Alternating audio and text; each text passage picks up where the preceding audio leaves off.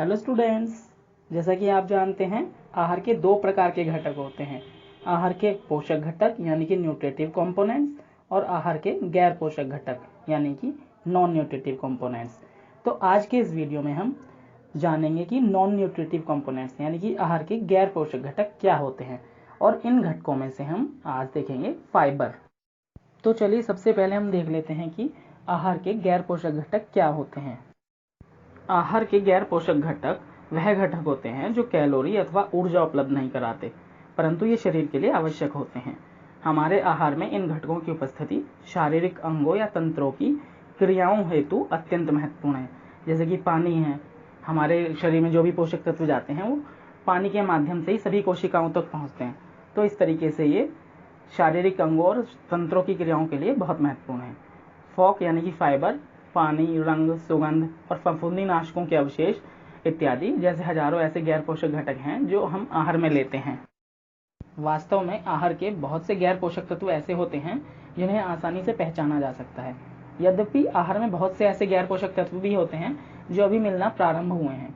बहुत से ऐसे फाइटोरसायन भी हैं जो हमारे लिए लाभदायक भी हो सकते हैं और हानिकारक भी हो सकते हैं।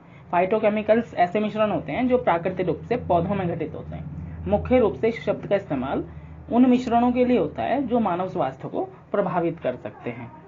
तो ऐसे फाइटोरसायन हमारे लिए हानिकारक भी हो सकते हैं और कुछ लाभदायक भी होते हैं। इनमें से कुछ ऐसे भी हैं जो कैंसर जनकों अथवा बढ़ावा देने वाले तत्वों की रोकथाम करते हैं यानी कि फायदा देते हैं। जल फाइबर, रंग यौगिक, स्वाद यौगिक व पादप यौगिक, ये सब प्रमुख गैर पोषक घटक हैं। चलिए इसको अब इंग्लिश में देख लेते हैं। Non-nutritional components of the diet are those components that do not provide calories or energy but are essential for the body. There are also many phytochemicals that can be beneficial for us as well as harmful. Water, fiber, color compounds, flavor compounds and plant compounds are the main non-nutritive components. आइए इनमें से सबसे पहले fibre देख लेते हैं। Fibre अथवा Fock भोजन में आवश्यक होता है, लेकिन इसका कोई पोषक महत्व नहीं होता, इसलिए इसे आहार के गैर पोषक तत्वों में शामिल किया जाता है। फाइबर या फॉक भोजन का अपाचित भाग होता है, या यह भी कहा जा सकता है कि इसे मनुष्य की आंतों के द्वारा पाचित नहीं किया जा सकता। फाइबर सेलुलोज और लिग्निन से बना होता है जिन्हें पचाया नहीं जा सकता। इसमें पानी शामिल होता है। यह भोजन के परिमाण को बढ़ाने के द्वारा आंतों के कार्य में सुधार लाता है। यह भूख को संतुष्ट करने में व्यक्ति की सहायता करता है। अपचनीय होने के कारण यह आपके पेट में ही रहता है और पेट लंबे समय तक भरा हुआ महसूस करता है, जिससे हमें ऐसा लगता है कि भूख नहीं लगी है।